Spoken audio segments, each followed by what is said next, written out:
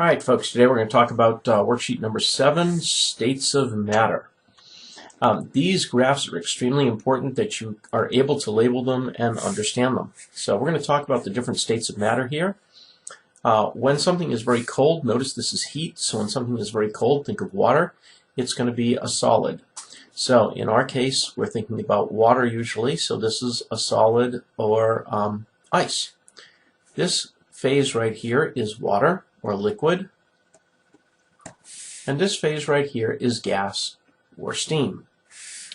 Now what's going on right here is this is boiling, vaporizing, turning from a liquid into a gas.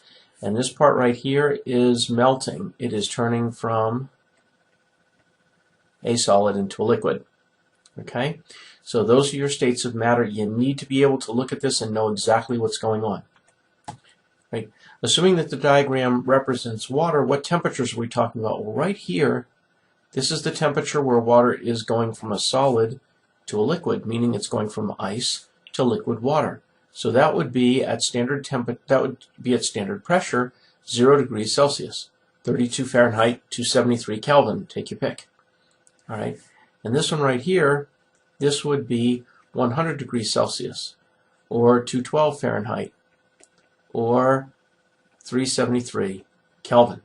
Again, you should be able to do that. 32 degrees Fahrenheit and 273 Kelvin. Right. Right. In the first rising portion of the graph, that's this rising portion of the graph, what's happening when you add energy?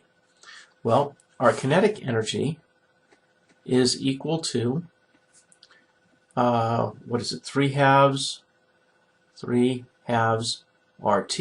R is constant, right? So what is happening as your temperature increases? Well, as your temperature increases, your kinetic energy is increasing. So we have molecules that are, this is ice, all the way from here to here. This is all ice. So it hasn't melted at all, right? If you think about taking, I don't know, let's say a chair, right? You take a chair and you stick it outside when it's cold, right? Let's just think about that, and it's right at freezing, so it's 0 degrees Celsius, all right? And then we bring it into a nice warm classroom, and it's 27 degrees Celsius. Or we stick it out on a hot summer day, and it's 35 degrees Celsius. Is the chair still a solid? Of course it is. It's still a solid. It hasn't melted. It hasn't turned into a liquid. It's still a solid. All of it's still there. Well, that's exactly what's going on with ice as well. When you take ice out of your freezer, it's really, really cold. And so it can warm up a little bit, but it's still ice. It hasn't started melting yet, right? So if we bring it up from, like, let's say -20 to -10, it's still ice. It's still a solid. Right? Now, the molecules are vibrating faster. If you remember in one of the podcasts, we had a picture of the molecules vibrating. And so the molecules are vibrating, so your kinetic energy, your energy of motion is actually changing, and it's going up because your temperature is going up. Okay? So the molecules are vibrating, but they are still connected to each other. We have not turned into a liquid yet. Okay? Now, when you get into the flat portion here, we have ice melting. So the molecules aren't really moving any faster. Our kinetic energy isn't changing, but what's happening is over here when you have ice, this is ice, and this is liquid. Right? When you have ice, the molecules are held onto each other, and they're holding onto each other, but when they're liquid, they're not holding on to one another permanently. Right? In other words, here with ice, you have one molecule that's holding on to the next one, and as a result, you get molecules that are in essentially a crystal. But in a liquid, they're constantly moving. Those molecules are moving past each other. So what you have is you have one that holds on to each other, another one for a moment, and then lets go and holds on to someone else. Right? It's kind of like square dancing, where you're doing that thing where you go around in a circle, which I don't know what it's called. That kind of thing where you're holding on to one person, then you're holding on to another, then you're holding on to someone else. Okay? That's what liquid water is all about.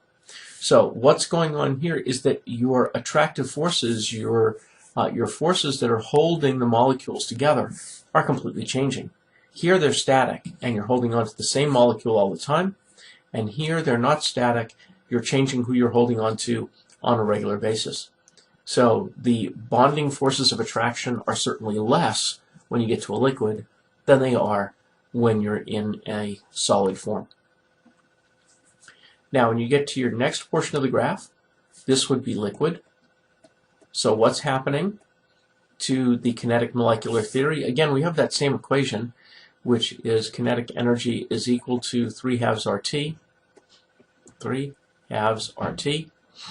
So as the temperature increases, the kinetic energy increases. So what does that mean? Well, the molecules, instead of, let's say, walking past each other slowly, start to speed up a little bit and maybe end up doing a very slow jog, and then maybe a faster jog.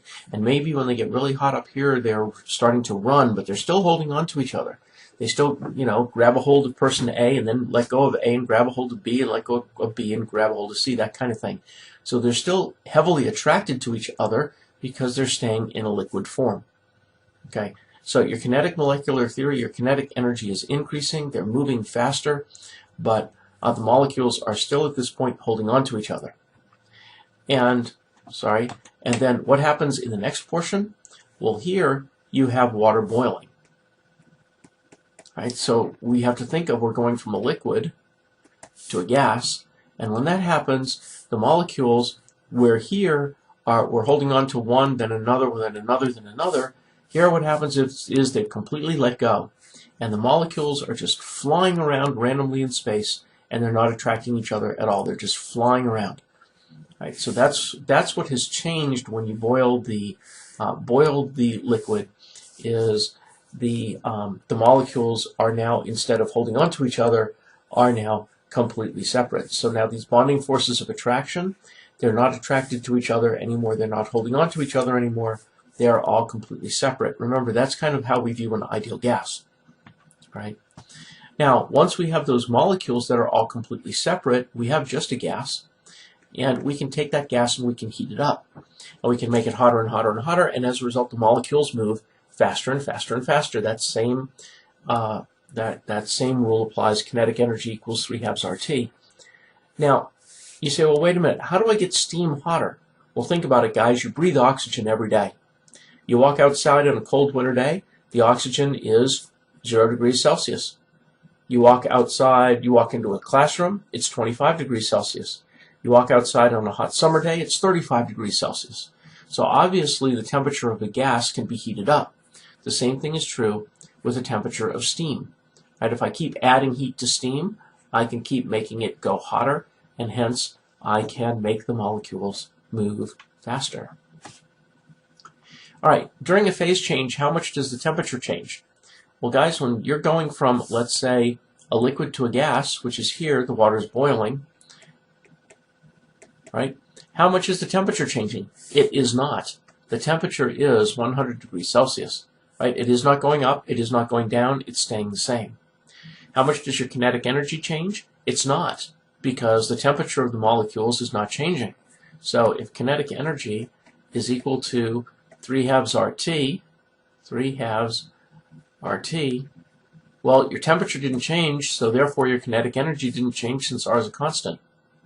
Now, how does the potential energy change? Well, the potential energy changes certainly. The molecules that have turned into a gas have more energy in them than the molecules that are a liquid, right? Because that energy had to go somewhere. All right. What is the formula used to calculate the heat required to warm or cool one phase of matter, as in when you are a liquid, when you heat it up?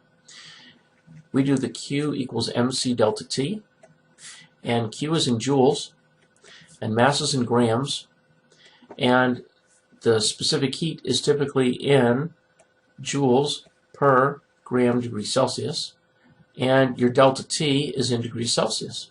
So that way your grams are going to cancel grams, and your degrees Celsius are going to cancel your degrees Celsius. You'll be left with joules, which is what you want. All right, when you heat one phase of matter, how do you know that the kinetic energy changes? Well, again, we get into that kinetic energy equals 3/2 RT. So when you heat one phase of matter, your temperature is changing, it's going up, hence your kinetic energy is going up. So the molecules are starting to move faster.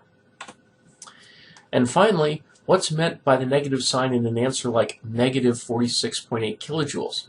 So if we're talking about the enthalpy change, or delta H, we say it's negative 46.8 kilojoules, that means it is exothermic. So this reaction is giving heat to its environment, generating heat to its environment. An excellent example here is fire. All right. Now, when would you use a positive sign? If, in fact, it is absorbing heat.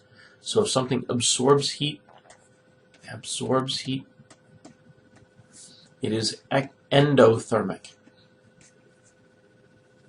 Okay? And that's it. If you have questions, please see us in class. We'll be happy to help you. Take care. Have a good day.